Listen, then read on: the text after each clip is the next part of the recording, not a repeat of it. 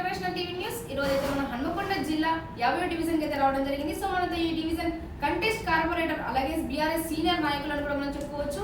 So మరి వీరి ద్వారా ఎలాంటి డెవలప్మెంట్స్ అనేవి డివిజన్ జరగబోతున్నాయో ఇప్పటి వరకు సీనియర్ నాయకులుగా వీరి అనుభవం ఏంటో మరి సార్ మాట్లాడి తెలుసుకున్న ప్రయత్నం చేద్దాం. సార్ పేరు వచ్చేసి అయితే విజయప్రకాష్ సార్. నమస్తే సార్, బాగున్నారా? నమస్తే అండి. మీకు టీవీ తరఫున కూడా ధన్యవాదాలు చేస్తున్నాను. ముఖ్యంగా మా డివిజన్లో ఈ 50 డివిజన్లో ఇప్పటివరకు కూడా అభివృద్ధి జరిగింది అంటే గతంలో మా ఎమ్మెల్యే వినయభాస్కర్ గారు ఉన్నప్పటి నుంచే ఆ అభివృద్ధి కార్యక్రమాలన్నీ జరుగుతూ వచ్చాయి. ఇప్పుడున్న కార్యక్రమాలు జరుగుతున్న కార్యక్రమం కూడా ఆ రోజు మన ఇక్కడ కార్పొరేషన్లో మన వినయభాస్కర్ గారు పెట్టినటువంటి బడ్జెట్లో పెట్టినటువంటి ఆ అమౌంట్ని ఈరోజు రిలీజ్ చేసి ఇక్కడ అభివృద్ధి కార్యక్రమాలు చేయడం జరుగుతూ ఉన్నది.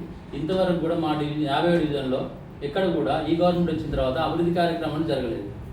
మళ్ళా వచ్చే ఎలక్షన్లో కూడా మళ్ళీ మా ప్రభుత్వం అధికారంలోకి వస్తుంది, గ్యారంటీగా బీఆర్ఎస్ ప్రభుత్వం అధికారంలోకి వస్తుంది. వచ్చిన తర్వాతనే మళ్ళీ కార్పొరేషన్ అభివృద్ధి చేయడానికి మేము మళ్ళీ పూనుకుంటాం. అదేవిధంగా ఇప్పుడు ఉన్నటువంటి పారిశుద్ధ్య ఒకటి సమస్యగా ఉన్నది, రోడ్డు డ్రైనేజ్ సమస్య ప్రాబ్లం ఉన్నది. దాని మీద ఇప్పటి వాటర్ సమస్య ఇంతకుముందు గతంలో కేసీఆర్ గారి ప్రభుత్వంలో ఎన్నడూ కూడా కనీసం 24 గంటలు ప్రతిరోజు కూడా నల్లగా వచ్చేది.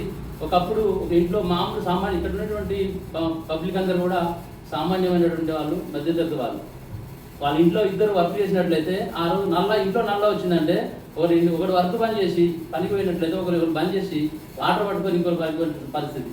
అలాంటి పరిస్థితి నుంచి కేసీఆర్ గారి ప్రభుత్వం వచ్చిన తర్వాత ప్రతిరోజు ఏ రోజు అంటే ఆ రోజు ఎప్పుడు నల్ల ఇస్తే నీళ్ళు వచ్చేది. అలాగే ఈ రోజు మళ్ళీ అదే ప్రాబ్లం గత 10 సంవత్సరాల ముందు ఎట్లయితుందో అదే ఒక పరిస్థితి మళ్ళీ మా డివిజన్లో నెలకొన్నది. నీళ్ళ కోసం చాలా ఇబ్బంది పడుతూ ఉన్నారు. ఈ సమస్యను మేము వచ్చిన తర్వాత ఈ సమస్యను క్లియర్ చేయడానికి సాధ్యమైన ప్రయత్నం చేస్తూ ఉంటాం. అదేవిధంగా వాటర్ సమస్య కానీ పారిశుద్ధ్య సమస్య కానీ వారి యొక్క ప్రయత్నం చేస్తామని అందరికీ తెలియజేసుకుంటా ఉన్నాను. అదేవిధంగా ఈ కాంగ్రెస్ ప్రభుత్వం 2.5 సంవత్సరాల తర్వాత అధికారంలోకి వచ్చి వారు ఇచ్చినటువంటి 6 గ్యారంటీలు అని 420 హామీలను మోసం చేసి ప్రజలను మోసం చేసి అధికారంలోకి వచ్చింది. ఇంతకుముందు కేసీఆర్ గారు అధికారంలోకి రాకముందు ఆంధ్ర నాయకులు ఆంధ్ర పాలన చేతిలో తెలంగాణ రాష్ట్రం ఎంత ఘోరంగా ఇది నాశనమైందో ప్రజలందరికీ తెలుసు. కేసీఆర్ గారు వచ్చిన తర్వాత అన్ని రంగాలను అభివృద్ధి చేసింది. అది వ్యవసాయ రంగం కానీ, విద్యుత్ రంగం కానీ, పారిశ్రామిక రంగం కానీ, అన్ని రంగాల్లో కూడా భారతదేశంలో నెంబర్ 1 స్థానానికి తెలంగాణ రాష్ట్రాన్ని తీసుకుపోయారు. మళ్ళీ ఈ కాంగ్రెస్ ప్రభుత్వం వచ్చిన తర్వాత మళ్ళీ అదే 10 సంవత్సరాల క్రితం తెలంగాణ ప్రజలు ఎన్ని ఇబ్బందులు ఎదుర్కొన్నారో అవే ఇబ్బందులను మళ్ళీ ఎదుర్కోవాల్సిన పరిస్థితి ఏర్పడుతూ ఉన్నది. మళ్ళీ ప్రజలందరూ ఎదురు చూస్తూ ఉన్నారు. మళ్ళీ ఎంతో దూరం లేదు, మళ్ళీ కేసీఆర్ గారు ముఖ్యమంత్రి కావడానికి. కేసీఆర్ ముఖ్యమంత్రి కావాలి, కాంగ్రెస్ ప్రభుత్వం పోవాలని ప్రజలందరూ కోరుకుంటా ఉన్నారు. ఆ రోజు కోసం అందరూ ఎదురు చూస్తూ ఉన్నారు. మళ్ళీ వచ్చిన ప్రభుత్వమే కేసీఆర్ గారు కాబట్టి మళ్ళీ వచ్చిన తర్వాత మళ్ళీ ఈ తెలంగాణ ప్రజల యొక్క ఆరోగ్యపరంగా కానీ ఆర్థికంగా కానీ డెవలప్ అవుతామని ఆశతో ఎదురు చూస్తూ ఉన్నారు. ఒకసారి మీ డివిజన్ ప్రజలు కనుక మీకు ఓటేసి గెలిపించినట్లయితే మీరు యాజ్ ఎ కంటెస్ట్ కార్పొరేటర్గా మీ డివిజన్లో ఎలాంటి డెవలప్మెంట్స్ మీ ద్వారా జరగబోతున్నాయి? ముఖ్యంగా ఇక్కడ ఎదుర్కొన్న సమస్యలు పారిశుద్ధ్యం ఒకటి, వాటర్ సమస్య ఒకటి, అదేవిధంగా పర్సనల్గా వారు ఎదుర్కొన్నటువంటి కొన్ని సమస్యలు ఉంటాయి.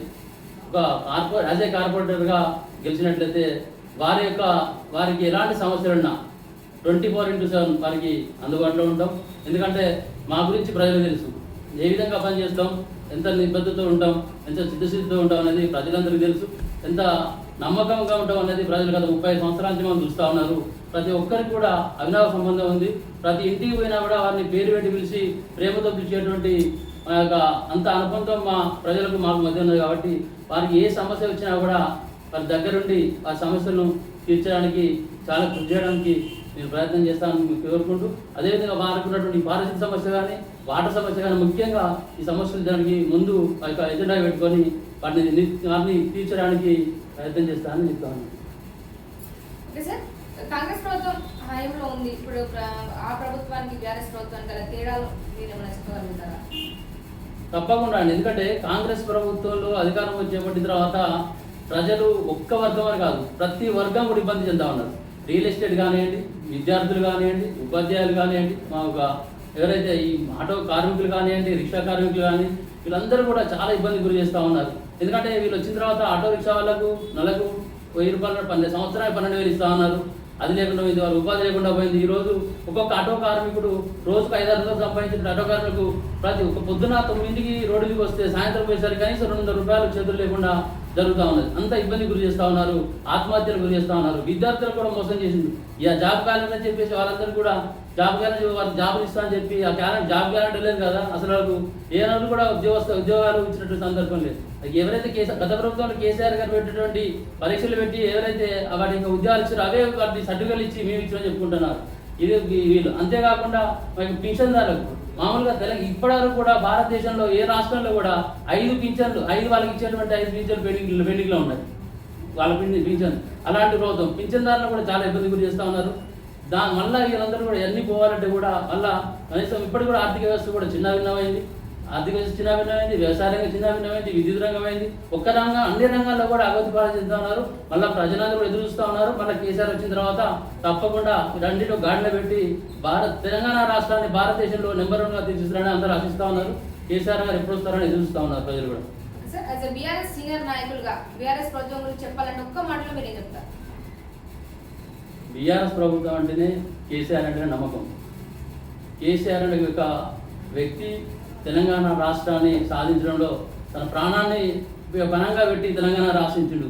ఎవరైతే తెలంగాణ రాష్ట్రాన్ని సాధించిన వ్యక్తికే మళ్ళా అధికారం చేపడితే తెలంగాణ రాష్ట్రం మళ్ళా గొప్పగా అభివృద్ధి చెందని ఆశతో ఉన్నారు. కాంగ్రెస్ ప్రభుత్వానికి గత 50 సంవత్సరాల నుంచి కాంగ్రెస్ ప్రభుత్వం చేసిన వాటి ఒక పనులు చూసిండ్రు. 10 సంవత్సరాల్లో బీఆర్ఎస్ పార్టీ చేసినటువంటి అభివృద్ధి ప్రజలు చూసిండ్రు. ఎందుకంటే ఒక్కసారి చూద్దాం వారి, ఎందుకంటే మార్పు అని చెప్పిన వాటి ఒక మార్పు అనేది చూద్దామని ఇక ఓటేసారు. మళ్ళీ ప్రజలందరూ కూడా కాంగ్రెస్ పార్టీకి తగిన గుణపడని చెప్తారు. మళ్ళీ వచ్చేది మాత్రం బీఆర్ఎస్ ప్రభుత్వం అని తెలియజేస్తాను. సార్, మా ఛానల్ ద్వారా ఎవరికేమైనా చెప్పాలనుకుంటున్నారా? ఓకే సార్, ఇంటర్వ్యూ కంటిన్యూ ఇచ్చేమని మా ఛానల్ ద్వారా ఎవరికేమైనా చెప్పాలనుకుంటున్నారా? ఒకటి, ఈ కేసీఆర్ గారు కానీ కేటీఆర్ గారు కానీ ప్రజలకు ఇచ్చిన వాగ్దానాలు మళ్ళా నెరవేరుస్తారని, తప్పకుండా మీరు అధికారంలోకి వస్తారని ఎంతో ఆశతో ప్రజలు ఎదురుస్తూ ఉన్నారు.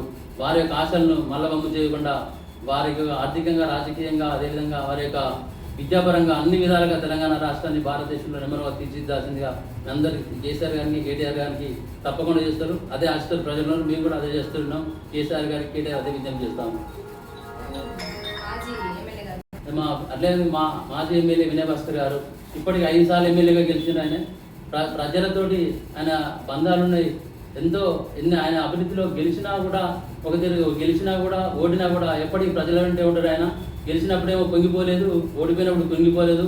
ప్రతి సమస్యలు కూడా ప్రజల పక్షాన్ని నిలబడి వారి యొక్క అన్ని విధాలుగా వారికి మొన్న రాజవల్లిబండ అది కానీ, ఇంకా ఇల్లు కూలగొట్టిన విషయంలో కానీ, నిన్నటి కూడా లేఅవుట్ విషయంలో కానీ ప్రతి విషయంలో ప్రజల పక్షాన్ని నిలబడి పోవడానికి సిద్ధంగా ఉంటారు.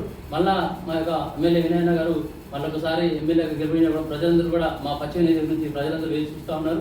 తప్పకుండా నన్ను మళ్ళొకసారి ఘనమైన తోటి గెలిపిస్తారని ఆశిస్తా ఉన్నాను. సో చూసారు కదండి, ఇలాంటి మరిన్ని